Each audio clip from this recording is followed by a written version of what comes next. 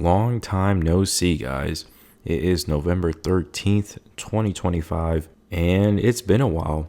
I want to say it's been like a week since my last video, and honestly, there's no excuse for it, but I'm going to list some off anyways. This past week, earnings was pretty boring. Not very many prominent companies, I would say, companies that I like to keep an eye on. Not very many of them reported, unfortunately, but also I did get some new equipment in the mail to potentially increase the quality of my videos, but unfortunately it did not turn out the way I expected. And basically, long story short, it would be a lot easier if I just had like my own setup. And I know that's an excuse, but right now I don't really have a PC. As you guys know, I'm literally doing all this from a phone. So I probably will have to buy some more stuff just to actually get the end result that I want. And basically my idea is to do some sort of a live stream podcast, maybe. I'm not really fully sure yet. I do have a name for it, but I don't want to reveal the name until I actually start doing it. But yeah, guys, so it doesn't seem like very much has changed, at least for my account. I'm still at 280K, unfortunately, down, I guess, like 25K from all-time highs approximately. So like about 305, 306 was my high. And right now it's at 280, of course. Past month, I am down 4.85%, week down 0.98. And as of right now, I am up 0.38 in the overnight market. It is almost 2 in the morning, but this is a little bit strange to me. For any of you guys that don't yet already know, the government is reopened, right? The shutdown is finally over. President Trump announced a few hours ago from this time. And you would think that a big move would come out of this announcement, at least in terms of, liquidity, right? People are actually going to get their paychecks again, right? More government services will reopen. People's confidence will be higher, right? Salaries that are hitting their bank accounts, banks will have more deposits to, lend money. People will have more money to buy stocks, potentially put more money in their 401k. And so you would think that this would be at least, a 1% move for a volatile account like mine. If we switch over to QQQ, it's only up 0.2%. You would think at least a 1% move in the NASDAQ. But if we take a look at the week, it's basically flat. I think the market is a little bit exhausted right now, meaning it doesn't really matter how much good news comes out. The market is a little bit overbought. The stocks that have been going up, that have everybody's attention, that have a lot of hype behind them. There's already too many people in those stocks, right? So you don't have that new money and that new blood coming in to lift those prices up even more. And also, if anybody hasn't been getting a salary, right, because of the government shutdown, or if anybody's been laid off, obviously they're not going to be putting money towards the market because they got bills to pay. So even though we've seen a bit of a correction, at least in my account, going from 305 to 280, I still think there's a little bit more downside. I'm not really stressing over it. I've been through plenty of downsides, so it's just my honest opinion, right? Obviously, I would love it if my account just kept on going up and, goes up another 100% from here, and I hit a milestone of 500,000. But, I got to be realistic.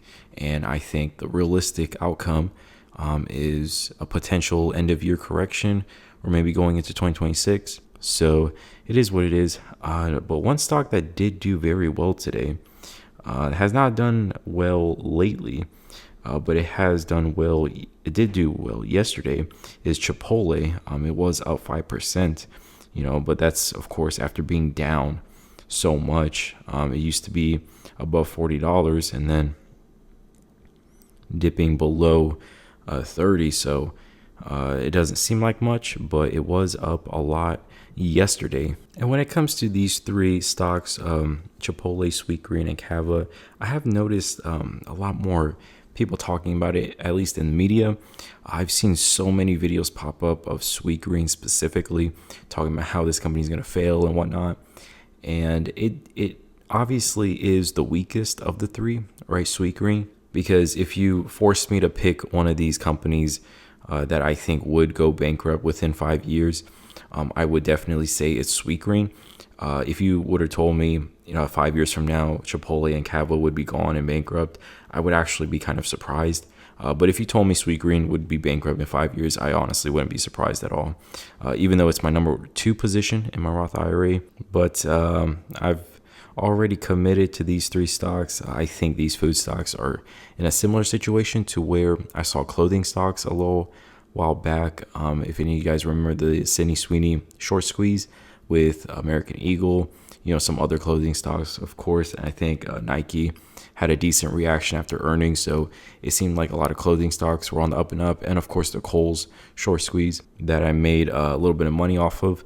But I think food stocks are my next interesting swing. But who knows? I might just lose it all in Sweet Green. But that is the risk that I am willing to take, of course.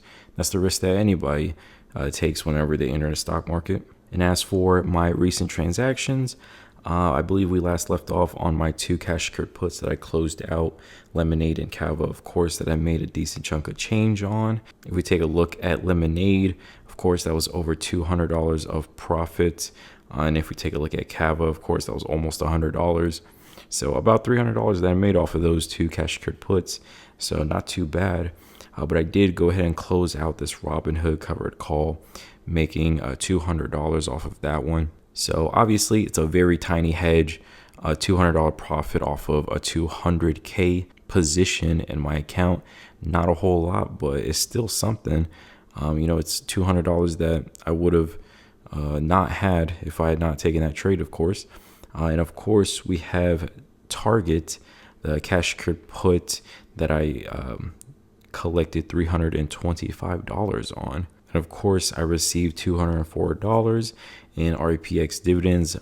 I deposited $20 from my Robinhood Gold cash back, getting another 3% on my Roth IRA bonus, of course. And then I got my very small American Express dividend. And then I closed out another Robinhood covered call for $650. So making a decent chunk of change here. And then with that, I did go ahead and buy a little bit more MAA, which is a REIT that is yielding a pretty decent amount. And actually, MAA, I believe it was the CEO that purchased more shares of MAA. So there is a little bit of insider buying going on there. And then, of course, I did buy 100 shares of Chipotle, slightly under $30 that I'm already up on. And I am very happy with that entry. So my option positions are my options list is looking a lot shorter now with my Robinhood covered calls being closed. I still hold a little bit, of course, just a hedge, but I do have my Target cash secured put now that I'm already up $140 on. And when it comes to some more stocks that I'm considering selling cash secured puts on, let's see. I am considering PayPal just because it hasn't really done much, and I would like to increase my position in it, especially after they announced the dividend, and they announced that they're going to be making that a regular dividend, so I am happy about that. But what else? Let's see. If I didn't already have a position in Nike, a big position, along with a cash secured put already on Nike, I would definitely consider selling a cash secured put on that one.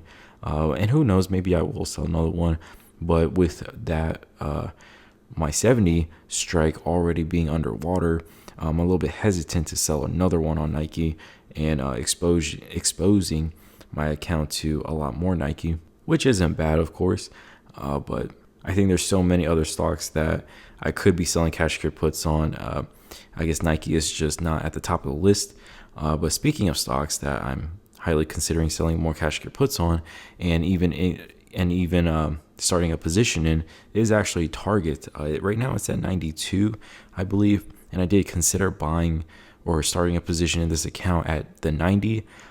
price, and obviously 92 isn't too far off from that. But I am highly considering Target, along with the fact that the premiums are actually looking pretty decent. And Disney is actually one that I am considering selling one on, but I believe they report earnings today. So maybe I'll just go ahead and just trade the stock straight up. But one of the things that has me considering a starting position in Disney, or at least selling secured puts on, is actually the new Predator movie that I saw, Predator Badlands. Say what you want about that movie. I know it has a little bit of negative reaction from it, but I think overall it's gotten a positive reaction. And in my personal opinion, it's probably my favorite Predator movie of all time. Like throughout my life, when it comes to Alien and Predators, I've always been a little bit more of an Aliens type of guy. I just prefer the Alien movies a lot more. But this new Badlands movie, definitely top of my list. And I know Marvel is struggling a bit right now, but I think if Disney can keep the ball rolling with more great movies that are like Predator, I think they'll be just fine. And I mean, Disney, they basically own everything now. You know, the only thing that they don't own is like Comcast, Netflix, and Warner. Like that's basically all they don't own. They have a deal with Fubo, right? They'll probably take over Fubo. They already took over Hulu, so Disney just keeps getting bigger and bigger. And I believe there was rumors that Netflix is gonna buy out Warner Bros. Or I think like all the media companies are gonna split up Warner Bros. Or something like that. But yeah, there's even more consolidation happening in the media space, and Disney is still the top dog. Or maybe sharing that top spot with maybe a Netflix. Definitely, I am considering starting a position in Disney. And when it comes to your guys' comments on my previous videos, I didn't get too many, but there was one that stuck out on my how much I made October 2025 video. We have the great Pad Bingso. I think I'm saying it right. But he asks, what's the point of this channel? Literally zero useful info other than humble or outright bragging. Okay, so to answer your first question directly, basically the point of this channel is to just document my moves, right? I update you guys on my transaction history. I update my progress and my account balance. So if you want a literal answer, well, that is the purpose of this channel. And the last part of your comment, outright bragging, well, you did watch my video that says how much I made October 2025. So don't you think by clicking this video, you're going to see how much I made in October 2025, right? Don't you think that's like the purpose of that video is for me to show you guys how much I made in October? I thought it was very direct, right, in the title. But as for the middle section of your comment, zero useful info, the longer you're in this market, the longer you're in this game and on YouTube, watching other YouTubers and influencers, gurus, whatever, the more you'll realize that it doesn't really matter, right? It doesn't really matter if you wake up 6 a.m. every single morning, you turn on Bloomberg, CNBC, you have that on in the background, you have your 6 monitors up, you have all these ticker symbols, charts, indicators, news feeds, you have the X account pulled up. None of that really matters, because over time, you'll notice that these YouTubers and these influencers or these news media coverages, every now and then they'll pick a good stock, right? They'll be up 500%, 1000% on a stock, and you'll think that they're a genius, and you're just going to keep watching their videos. And then they start picking some, maybe not so good stocks, right? Stocks that they lose money on, or maybe they do pick good stocks, but it's only like, a 50% gain, 100% gain, not really like these big 500,000% gains that you're used to. And it's from all types of influencers, right? Whether they're like more fundamental Warren Buffett types, or if they're like technical traders, right? They're not really investors. They're just here to get in and out. No matter who you watch or listen to, you'll just notice that everybody makes money and everybody loses money, right? And it doesn't really matter how much info you have, you still are at the mercy of the market, which is why I kind of structure my videos more like it's just me talking, right? Instead of flashing all these indicators and fundamental like statistics to you guys. Sometimes I do that, right? I'll post up a chart of what I think is going to happen, or I post up numbers of a company that I really like, right? Every now and then I'll do that, but I just want you guys to know that, fundamentals or technicals, whatever, it's not gospel, right? It's not going to 100% get you to where you need to be. But it is what it is. Pat being so, if you want, you can always unsubscribe. But I appreciate you commenting, and I appreciate everybody that has stuck around in this video.